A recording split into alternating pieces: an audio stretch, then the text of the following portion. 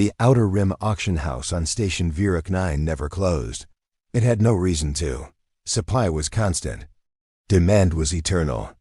And the lights, cold, white, humming, burned through every hour without mercy, making sure no shadow existed long enough for anyone to feel human, or anything close to it. The station smelled of metal and recycled air, and something underneath both that no filtration system could remove. The smell of fear pressed into walls over many years, absorbed by floors, embedded in the ceilings above rows of holding cells that stretched the full length of the central hall. 300 meters, end to end. Buyers moved through it like water through a channel, slow in places, fast in others, pooling where something interested them, rushing past what did not. Today, the hall was busy. Voices bargained in 7 languages. Chains made their sounds. Guards stood high on elevated walkways, weapons across their chests, watching everything and feeling nothing.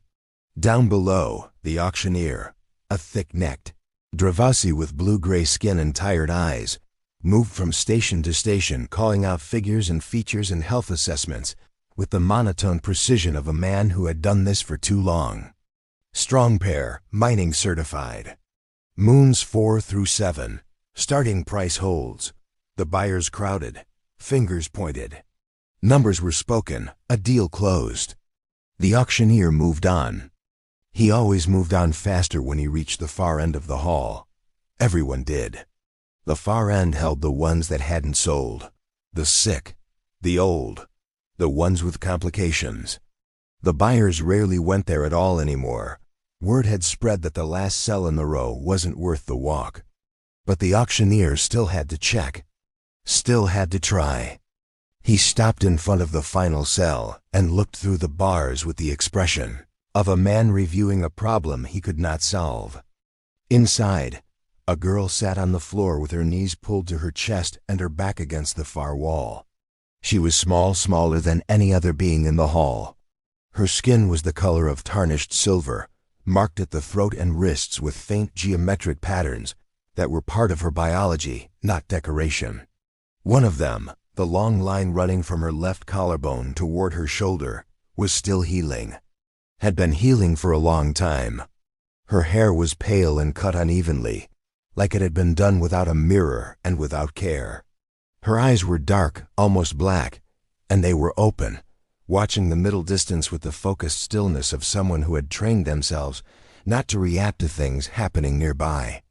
Above her cell, a warning sigil pulsed in rotating red and black, volatile genus, acquisition restricted. Classification, Iriathi. The auctioneer had dropped her price 4 times in 2 days. There had been no bids. Still here, he muttered, mostly to himself. The girl did not look at him. She had stopped looking at the people who stopped in front of her cell. Looking at them had once felt like hope, and hope had taught her repeatedly what it cost. The auctioneer made a notation on his datapad, reduced the number 1 more time, and moved on. A large Kruthali buyer paused in front of the cell 20 minutes later. He read the sigil, squinted, and leaned slightly forward to look at the girl directly. She felt him there, but kept her eyes on the floor. Iriathi, he said quietly, the way someone says the name of a disease. His companion, a shorter being with scaled arms and too many rings on its fingers, stepped back instinctively. Leave it. You know what their kind did. Supposed to have done, the first one said, but he was already walking away. Not worth the risk either way. The girl heard this. She always heard. She simply filed it away with everything else she had heard, in the place inside her where things went to stop hurting. An hour passed. Then another. The hall thinned slightly as purchases were completed and buyers led their acquisitions toward the processing desks near the entrance. Cells emptied. The girl's cell did not. Then something changed.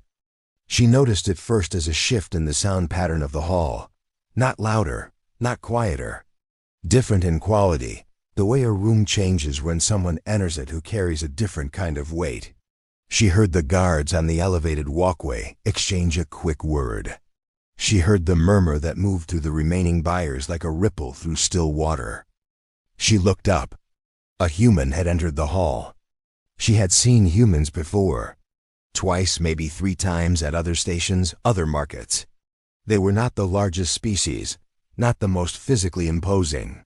But there was something in the way they moved that the girl had noticed each time, a deliberateness, a forward weight to their step, like they had already decided what they were going to do before they arrived anywhere. This one was no different. He was tall for a human, lean, wearing a dark coat with a small insignia on the left chest she didn't recognize. His face was calm. Not blank, calm. There was a difference. Blank meant nothing was happening. Calm meant something was happening, and he was in control of it. He did not stop at the first row of cells. He read nothing on the way past. He walked with the focused direction of someone following a route they had already planned in their mind, and the route led him straight down the length of the hall. Past the strong ones, past the skilled ones, past the recommended ones. The girl watched him come. She did not move. She did not change her breathing. She had learned to suppress hope so thoroughly that she didn't even feel it as a flicker when he came closer. She simply watched, because watching was what she did. He stopped in front of her cell. He read the warning sigil. She watched his eyes move across it. She was good at reading what people did after they read that sign. She had cataloged every response. The step back, the turned shoulder, the shake of the head, the laughter. He did none of those things. He looked at her. She looked back. His expression did not show fear. It did not show disgust or calculation or the particular kind of pity that hurt worse than contempt. It showed something that took her a moment to identify because she had so rarely seen it directed at herself. Concern. Simple, direct, unguarded concern. The auctioneer appeared at the human's elbow almost immediately. He had learned to materialize quickly when someone paused at the cell, because the pausing was usually brief, and he wanted to try his practiced explanations before they walked away. "Sir, I want to be straightforward with you about this one. The warning sigil is current and accurate. Her classification, I read it," the human said. His voice was quiet, not cold, just finished with the preamble. "Her species has a history, you understand. Most buyers prefer, how much?" The auctioneer stopped. He blinked. In his many years at this station, he had learned to read the question how much from 1,000 different angles. This was not a haggling how much. This was not a curious how much. This was a transactional how much, the kind that followed a decision already made. He named a figure, lower than he had started 3 days ago. The human reached into his coat, produced a payment chip, and placed it on the ledge of the cell without a word of argument. The auctioneer stared at it. "Complete the transfer," the human said. The nearby buyers had noticed. A quiet broke open around them, filling immediately with whispered reactions. "Is he serious? Does he know?" A human, taking that one. The comments came in several languages. None of them were kind. The girl heard all of them and felt nothing new. She had heard their equivalents before. What she had not heard before was the sound of her own cell lock disengaging. The door swung open. She did not move. Every time a door had opened before in her life, something bad had followed. The sequence was so established in her body that freedom and threat had become the same sensation. She stayed where she was, watching the human standing in the open doorway, waiting for what came next. He did not step inside. He did not reach for her.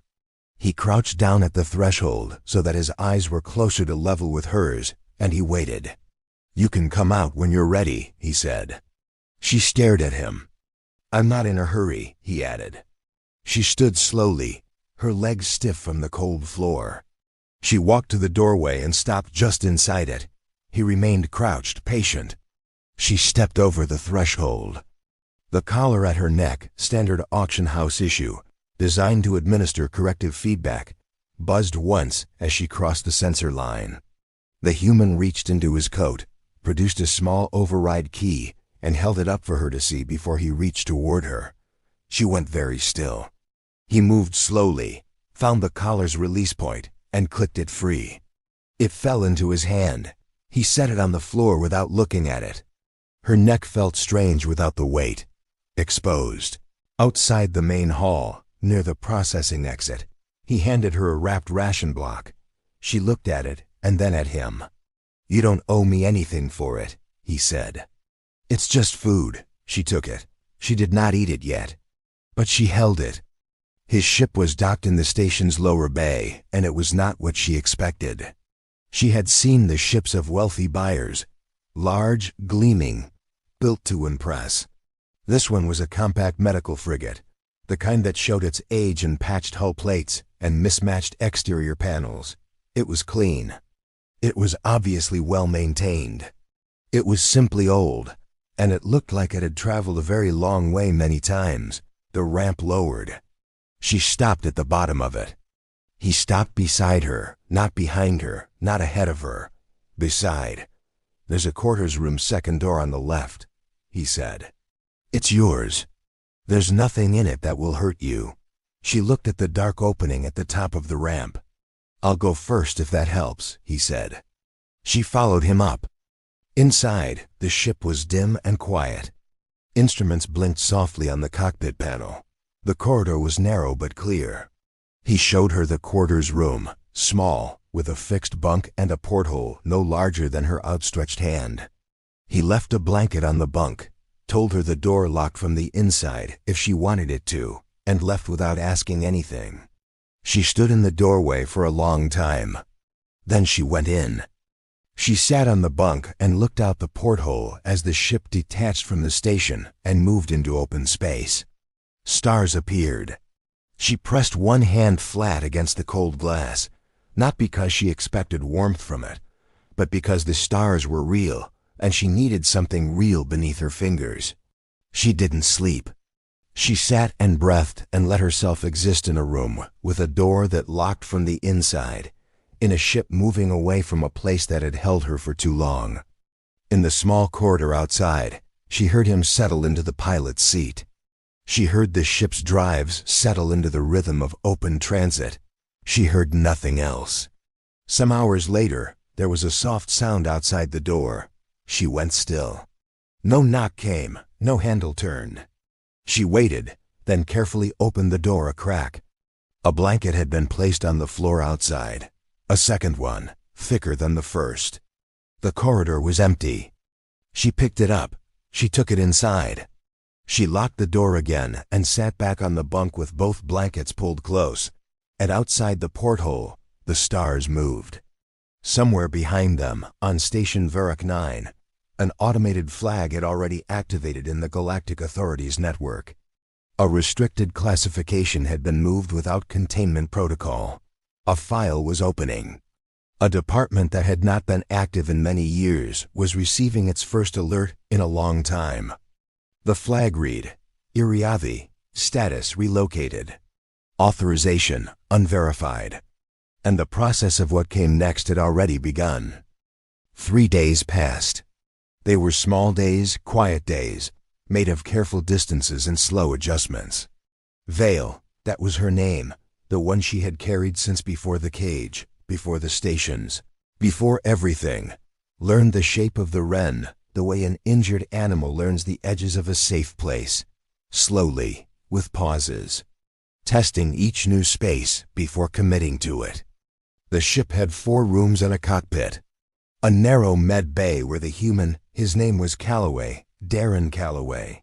She learned it from the ship's identification panel, kept his equipment organized with a precision that suggested he had once worked in higher pressure environments than this. A small galley where the food was plain but consistent. A cramped storage bay that smelled like engine coolant and old maps. And her quarters, second door on the left, which she now slept in every night with the door locked and both blankets. She did not ask him for anything. He did not ask her for anything. He treated her injuries on the second morning, and the way he did it told her more than most conversations could. He showed her what each instrument was before he used it. He explained what it would feel like. He stopped when she flinched and waited for her to decide to continue. When he found the older wounds, The ones beneath the recent ones. The ones from before the last station. He did not ask how she had gotten them. He cleaned them quietly and moved on. She watched him from the side. "Your name," he said on the third day, not looking up from the navigation panel. "Vale," she said. She had not used her own name in a long time. It felt strange in her mouth. He repeated it, carefully.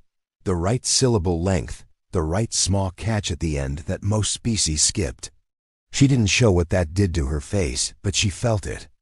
"How did you know to say it like that?" she asked. "I looked up Iriadi phonology last night," he said. Like it was obvious. Like looking up the language structure of a species you just met was a basic courtesy that required no explanation. She was quiet for a moment. "Why did you come for me?" she said. Not a question exactly. More like a statement she was testing the edges of. He leaned back in the pilot's seat. Outside the wide forward port, open space stretched in every direction. "I grew up on a colony called Heron's Point," he said. "Out past the Kessel boundary. Small place. Agricultural. When I was 11, a blight hit the crops 3 seasons running. The colony requested emergency Commonwealth aid." He paused. "They were assessed as non-strategic and deprioritized. We weren't valuable enough for help."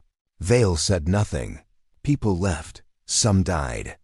The ones who stayed managed, eventually, on their own. He looked at the stars. "I became a medic because I wanted to be the kind of person who showed up. The kind that doesn't calculate value before deciding to help." She looked at her hands in her lap.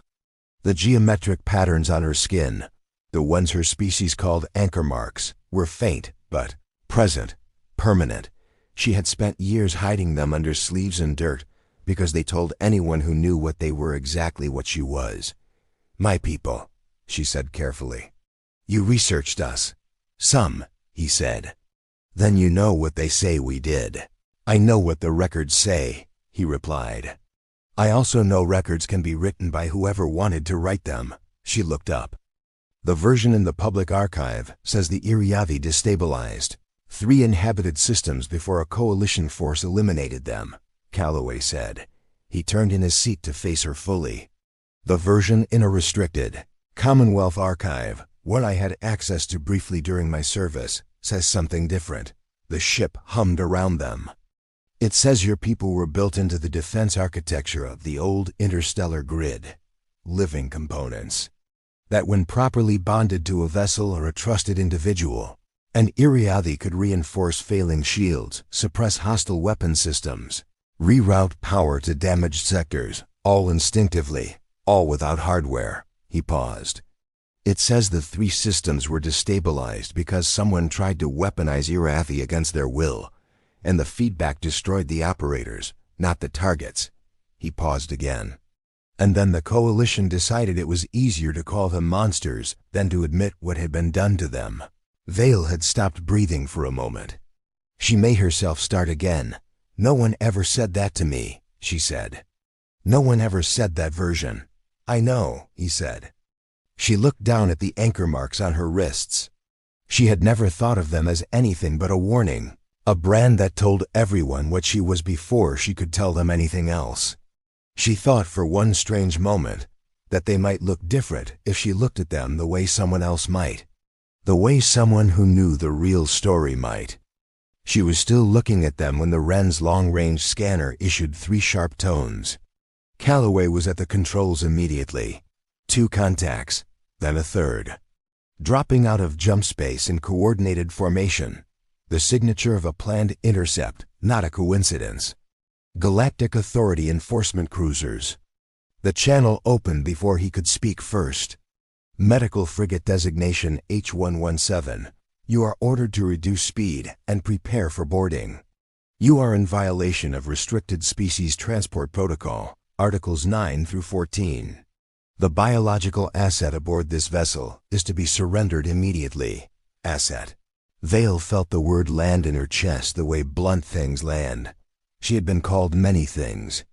Asset was one of the cleaner ones, and somehow that made it worse. Her fingertips began to glow, just faintly. She pressed them into her thighs to stop it. Complying with reduced speed, Calloway said into the channel. He reduced their velocity just enough to suggest cooperation. Then he muted the channel and looked at her. "Are you all right?" "I can feel their weapons," she said quietly. "The targeting systems, they're charged but not fired. I feel them like pressure." He nodded slowly. "Has that always happened?" "When I'm afraid," she said. "Or when someone near me is in danger." "Okay." He turned back to the forward port. The 3 cruisers were visible now. Large, standard configuration authority ships, significantly more powerful than the Wren in any direct comparison. He unmuted the channel. "This is Commander Calloway, Commonwealth Medical Service, registration current. The individual aboard this vessel is not an asset. She is a patient under active care. I am invoking medical transport protection under Commonwealth Statute 12. A pause. Then, Commonwealth Statute 12 does not apply to restricted classifications. Return the subject. Final warning." Calloway stood up from the pilot's seat. He stood between the main camera pickup, the one that fed the cockpit visual to incoming channels, and Vale. She realized what he was doing. She didn't fully understand the meaning of the gesture, but she understood the placement of his body between her and them. "They won't touch you," he said. The enforcement cruiser's weapons array powered to full charge. Vale felt it before the sensors showed it. She felt it like pressure behind her eyes, like a sound at a frequency too low to hear but felt in the chest. Her hands came up involuntarily. The anchor marks blazed to full brightness, lines of light running from her wrists to her shoulders, tracing the geometry that was written into her at a cellular level by people who had wanted to build something that could protect. She hadn't chosen it. She hadn't planned it. Her body had heard danger and answered. The Wren reacted. The ship's shield array, rated for light debris deflection and small arms fire, completely inadequate against military weapons, came online at a power level that shouldn't have been possible. Every system on the ship brightened. The navigation computer, which had been cycling through approach options without finding a clean exit corridor, locked onto one that hadn't appeared in any prior scan. The hull resonated at a low frequency, a harmonic that the Iriavi had always called the bond sound, the frequency of a living anchor connecting to a structure it had chosen to protect. Calloway's hands were on the controls. He did not run. He held the ship steady inside the light she was producing. On the enforcement cruisers, things went wrong all at once. Targeting locks disengaged. Weapons systems reported contradictory readings and froze pending diagnostic. Communication arrays picked up signal interference from a source the instruments couldn't categorize. The commander of the lead cruiser stared at his screens while his officers reported failures they didn't have language for. "What is that?" Someone said. "It's coming from her," someone else said. "The Iriavi. She's attacking us." "No," the commander said slowly. He had been in this service for 30 years. He had never seen anything like this, but he recognized the shape of it. "She's not attacking. Look at the readings. She's not projecting outward." He stared at the scan of the human ship, blazing on his screen like a small star. "She's protecting inward." The light faded. Vale collapsed against the back of the co-pilot's seat, barely catching herself. The glow was gone. Her hands were shaking. Her whole body felt hollow in the way that followed that kind of surge, like something large had moved through a space too small for it. Calloway was beside her in 2 steps. He didn't grab her. He positioned himself close enough for her to lean against if she needed to, and she did, and he held her steady without making it feel like a restraint. "I told you," she said, her voice raw. "I told you I was dangerous. You protected us," he said. "I can't control it. It just..." "Vale." His voice was firm, but not harsh. She stopped. "You felt them charge their weapons. You felt danger for both of us. And your body responded by protecting both of us." He looked at her directly. "That is not the same thing as dangerous. That is the same thing as exactly what you were always meant to be." She had no answer for that. She pressed her forehead briefly against his shoulder. Not because it was something she'd been taught to do, but because her body decided it before she could reason it away. He didn't move. He didn't make it strange. He simply remained steady. Outside, the enforcement cruisers were drifting without power. When emergency systems brought them back online 20 minutes later, the commander sent a single message to his superior command. It contained the Iriadi file designation and 3 words: Protector Class, alive, somewhere in the Galactic Authority's deep archive. A classification that had read extinct for many decades updated itself with a different word. The update triggered reviews. Reviews triggered alerts. Alerts would eventually trigger decisions, and those decisions were still somewhere in the future, uncertain and complicated, and not yet made. What was made was the course Calloway set as the Wren systems normalized, and the cruisers fell behind them, growing small against the dark. An uncharted rim settlement, human-managed, outside Galactic Authority jurisdiction. The kind of place that existed because some people had always understood that the galaxy's laws were written by whoever had won most recently, and winning didn't always mean right. Vale stood at the cockpit window for the first time. Not behind him, beside him. She watched the stars and said nothing for a while. Then, do humans always do this? Calloway almost smiled. It was small and slightly tired and entirely genuine. Only the stubborn ones, he said. She looked at her hands. The anchor marks were quiet now. No light, no burning. Just the shapes they had always been. Written into her skin by people who had believed in what they were building. She thought about what he had told her. About what she was supposed to be. Before the galaxy decided it was easier to fear her. Living shield. Living anchor. Made to protect what she was bonded to. She looked at the human beside her, who had walked the full length of a market to reach the last cell, who had stood between her and 3 warships with nothing but his own body and a clear conscience, who had looked up her language phonology so he could say her name correctly. The Wren moved into the open dark, small and patched and steady. And in the Galactic Authority's deep archive, in the file that had just been reopened after decades of silence, the status field no longer read extinct.